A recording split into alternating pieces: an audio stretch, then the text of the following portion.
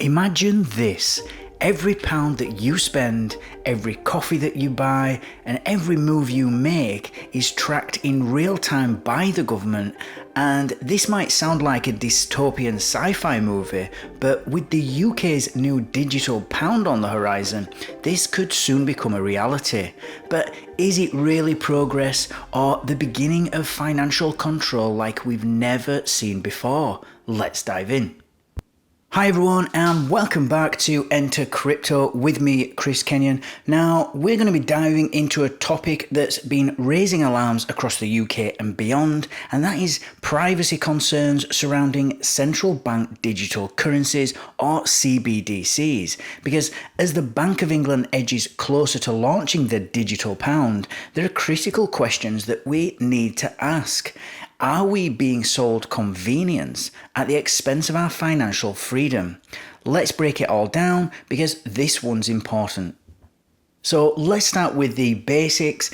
A CBDC is essentially digital money that's being issued directly by a central bank, in this case the Bank of England. So think of it like the pound in your pocket, but instead of physical cash, it's entirely digital and it'll be stored in an app or a wallet on your phone. Now, the digital pound promises to make transactions faster, cheaper and more secure, and this sounds like a win. But as with anything revolutionary, the devil is in the details.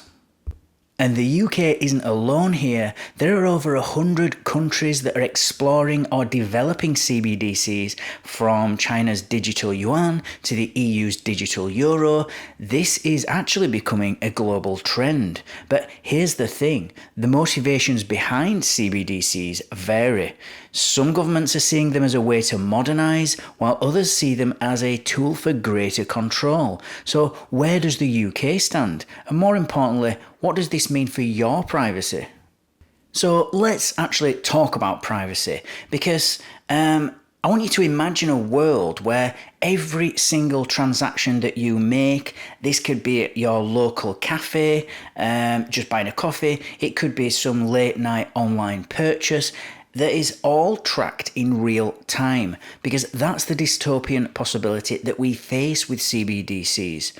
Firstly, there is transaction tracking, because unlike cash, which is actually anonymous, a digital pound could be fully traceable.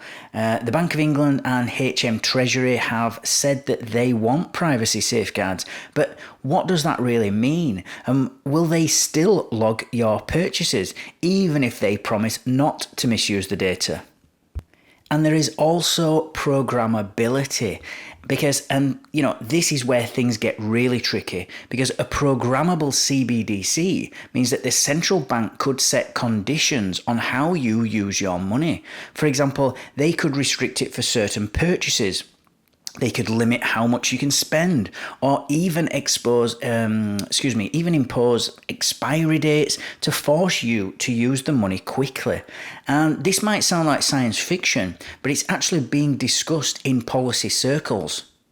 And finally, there is also data centralization, because with a CBDC, your financial data can be stored in a centralized database, which creates a single point of vulnerability. It's not like Bitcoin, where we have this decentralized tech.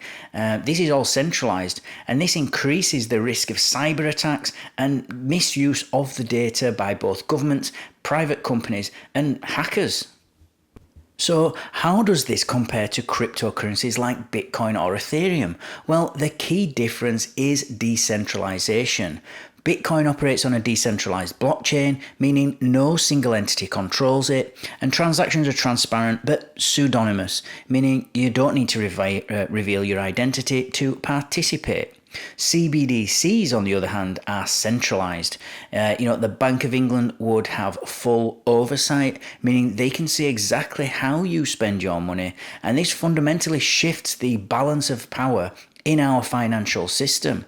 Now, of course, not all CBDCs have to be this way, and some experts are suggesting that we integrate privacy-focused technologies like zero-knowledge proofs to allow for anonymous transactions while still providing oversight for larger, suspicious activities. The question is, will governments actually prioritise this? Now let's look at the UK government stance, because both the Bank of England and HM Treasury have stated that privacy is a top priority in the design of the digital pound, and in fact they've gone as far as to say that the CBDC would not collect personal data unless absolutely necessary. But here's the problem: what counts as necessary? And how do we know that these promises will hold up over time?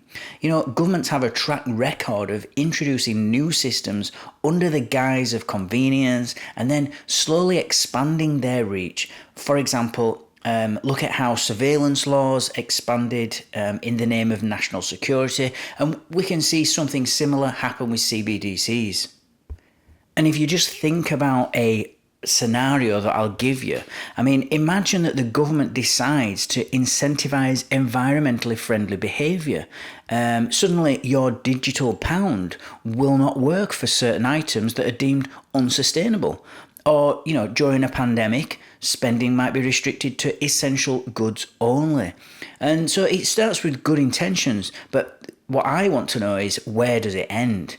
And this isn't just speculation. We've already seen governments freeze bank accounts during protests or times of unrest, and a CBDC could make such measures instantaneous and unavoidable.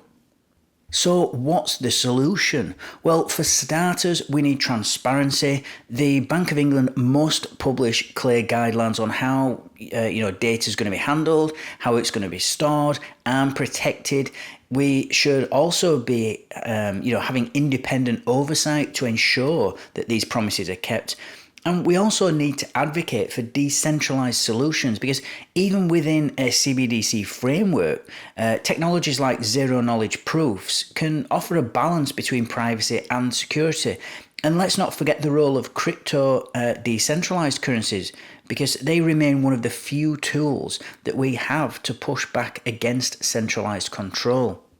And even though I'm talking about the UK and the Bank of England, this actually, when you zoom out, is not just a UK issue. The development of CBDCs is actually a global phenomenon, and the choices that we make now will set the standard for years to come. Will we create a system that empowers individuals, or are we going to create one that erodes our freedoms? And the answer depends on us. It depends on our awareness, our activism, and our demands for accountability. Now, at the end of the day, CBDCs are a double-edged sword. They do have the potential to revolutionise finance, but also to restrict our freedoms in ways that we've never seen before. And the question is, how do we strike that right balance? Let me know, what is your take? Are CBDCs the future, or are they a step too far? Let me know in the comments. And as always, if you found this video valuable, make sure to like, subscribe and share it with others. Until next time, stay informed, stay empowered. This has been Enter Crypto, and I'll see you in the next one.